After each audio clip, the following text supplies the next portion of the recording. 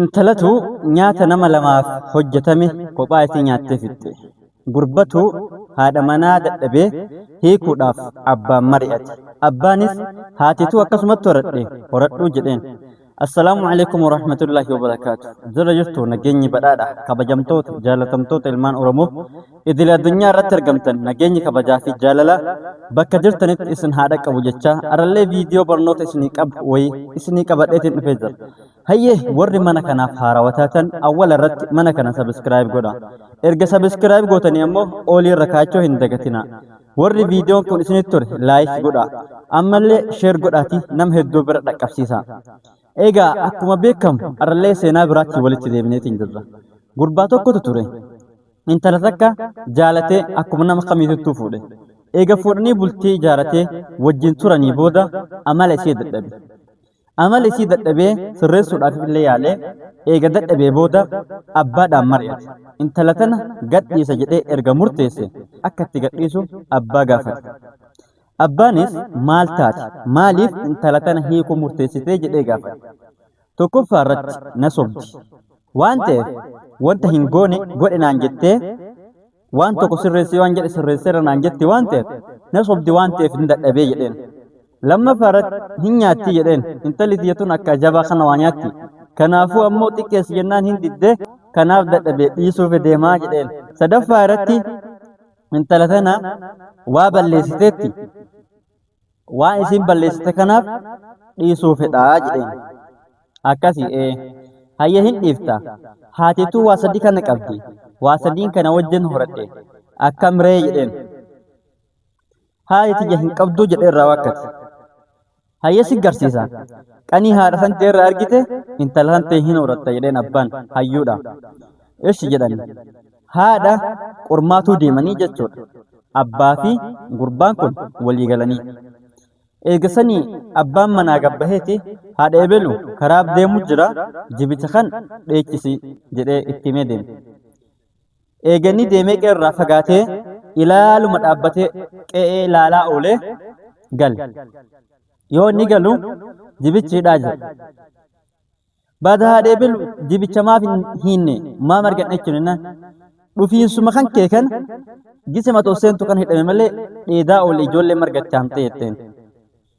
Gurbaan walii galtee qaban waan ta'eef argitee mi jedheen taminiin tasobaatii jechuu. Osuma isiin na sobduu osuma argu horadheeraa takka jedhiidheen. Lammaffaa nyaata nuu hojjedhuun beelonne jedhanii qanii biraa hin gooteef. Jarri qormaatuu deeman waan ta'aniif xiqquma irraa qaqqabanii ol deebisan. Erga ol deebisanii dhokatanii ilaaluu eegalan.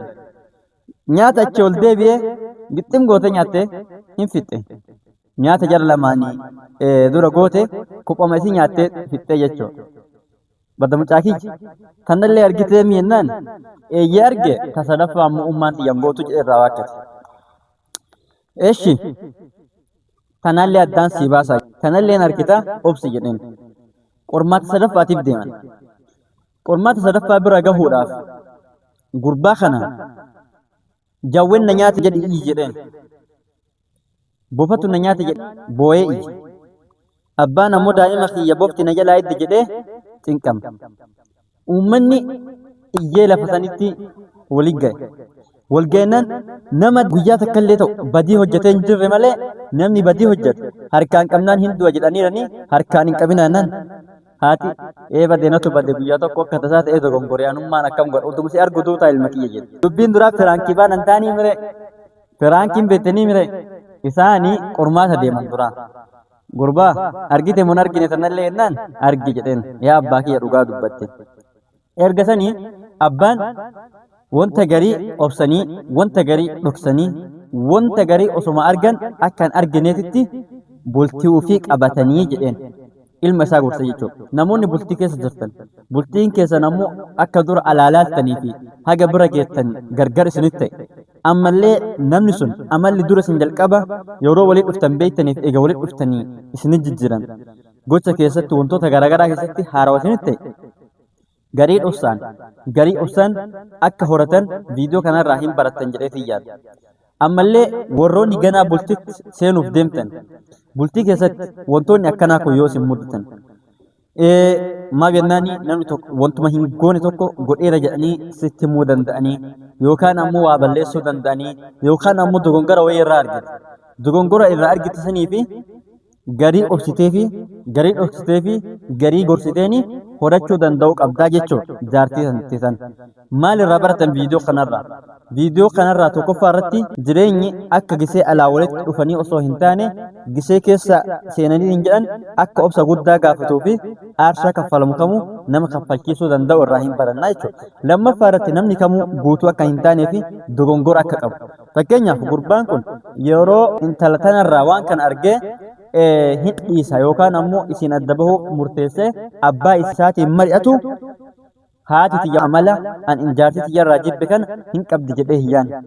Erga sanii ammoo hin arge waan ta'eef gocha abbaan itti hime kanarraa argee hubatee bultuu fi jabeeffatee jechuudha.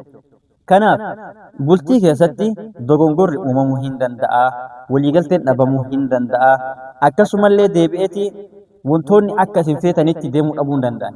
Wantoota kana ammoo obsitanii si ana bichamoo nama biraatitu akkanatti obsee jiraatamoo jireenyumatu kana qabaa waan jedhu of gaafachuun barbaachisaadha. Bultii ammoo jabeeffachuuf aarsaa kaffalamu kamuu kaffaluun sinarra haa jiraatu. Maaliif sinin jedhe namoonni hedduu yeroo baay'ee bultii yeroo walitti dhufan jaalala hedduu qabanii baay'ee wal faarsanii si malee hin jiraadhu si dhabnaan hin du'aa waliin jedhan. Eega walitti dhufanii ammoo isin adda bahu malee jiraadhu warra jedhamtu jiran. Isin illee namicha kana rabbiin adda na baasu malee an jireenya hin qabu tajettu jira jechuudha. Maaliif akka duratti walitti yaadanii fi akka erga walitti dhufanii argantu gargar ta'ee jechuudha. Jireenya ammoo akkasuma namni si jammar akka gisee alaa ilaalanii yoo bira gahan hin ga'u. Fakkeenyaaf isin illee yeroo sanitti wanta sirraa jaalatti qabaachuu dandeetti. Wanta arra sirraa jibbite kan ammoo hin argine gaafas. Atis ammoo isii irraa waan jaalatteetti dhufte qabda. Arra ammoo waan isii irraa jibbitu kan gaafas hin argine. Waan isii irraa jaalatte san laaltee waan isii irraa jibbite san ammoo obsitee isii horachuu danda'u qabdaa jechuudha. Kanaaf viidiyoon dhaallee barnoota isinii qaba jedhee yaada waan irraa baratan jedheetiin abdii guddaa qaba. Kanaaf warri viidiyoo kun isinitti tolu sabiskiraabii akkuma isin hin dagatinaati viidiyoo kanallee laayikii godhaa sheer illee gochuu hin dagatinaas hin jedha. Baarakallahu fiikum. Assalaamu alaikum wa rahmatullaahi wa barakaatu. Haga viidiyoo biraatiin walitti deebinutti nagahaan na tura.